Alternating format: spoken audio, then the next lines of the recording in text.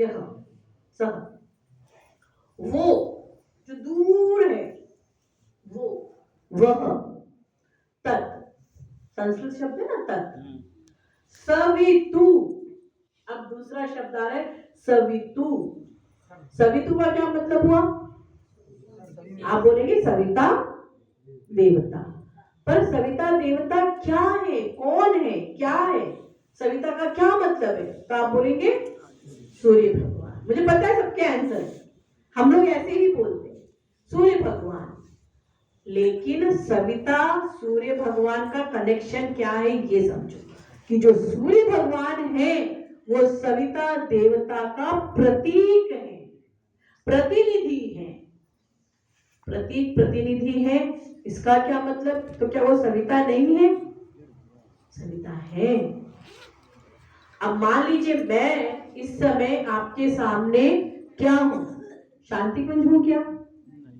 लेकिन शांति कुंज का एक प्रतिनिधि हूं, पर शांति कुंज हूं क्या?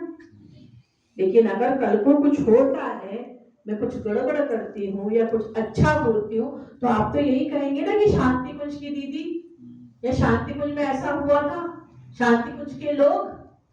ये गड़बड़ करे तो पूरा शांति कुंज गड़बड़ कहलाता है कि नहीं? हो जाता है ना। तो ऐसे ही वो सविता का प्रतिनिधि कौन है? सूर्य भगवान। वो जो सूर्य भगवान है वो कैसे प्रतिनिधि है सविता की, ये समझिए। तो सविता का मतलब क्या होता है? प्रसव शब्द सुना है आप लोगों ने? प्रसव यानी पैदा करने वाला, कसम पैदा करने वाले की कहते हैं ना। तो पैदा किसने किया? उसे कहते हैं सविता। प्रसव करने वाले को सविता कहते हैं।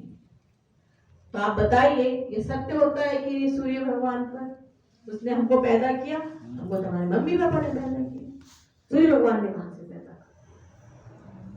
तो सूर्य भगवान, अब सृष्टि क्या है, आदि में जाओ, साइंस क्या कहता है कि एक बिग बैंग हुआ, बिग बैंग थ्योरी कहती है, और उसमें से ग्रह नक्षत्र टूट टूट के बिखर गए, चारों तरफ चले गए, और पृथ्वी में जल उत्पन्न हुआ, और उस जल में जब सूर्य की किरणें पड़ी तो अमीबा पैदा हुआ।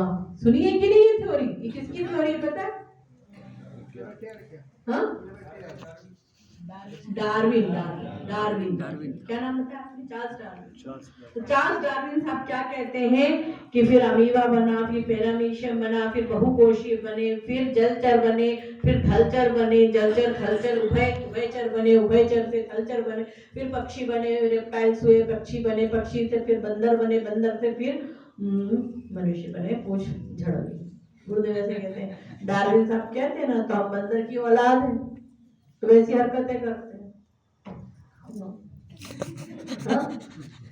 नहीं, मेन बात है भौतिक में आप ये समझ सकते हैं कि सृष्टि ऐसे हुई है, यहाँ पर सिद्ध होता है भौतिक स्तर पर। ऐसी ही सृष्टि की उत्पत्ति जो है उस सविता में जाएंगे और डीप, तो ब्रह्म, उस ब्रह्म से ही सब कुछ, वो ब्रह्म में स्फुरणा हुई, एको हम बहुश्यामी की। फिर ये पूरे पौराणिक कथाएं आती हैं, उसमें फिर जो विष्णु की नाल से एक कमल नाल निकली और उसमें कमल में ब्रह्मा जी विराजित हैं, और ऐसे सृष्टि की उत्पत्ति हुई, शेषनाग गुजरती है। पौराणिक कथाएं जिनका सबका आध्यात्मिक स्वरूप है, मीनिंग है कि ये कर्मवल्लरी के गुरुदेव की पुस्तक, आप एक है कर्मकांड भास्कर है और एक है गायत्री महाविज्ञान।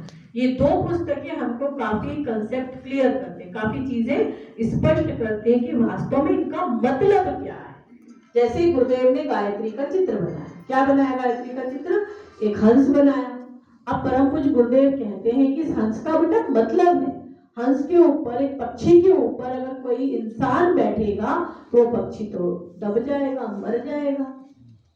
बेटा ये अलंकार है, अलंकार का कोई मतलब होता है। क्या मतलब इस अलंकार का?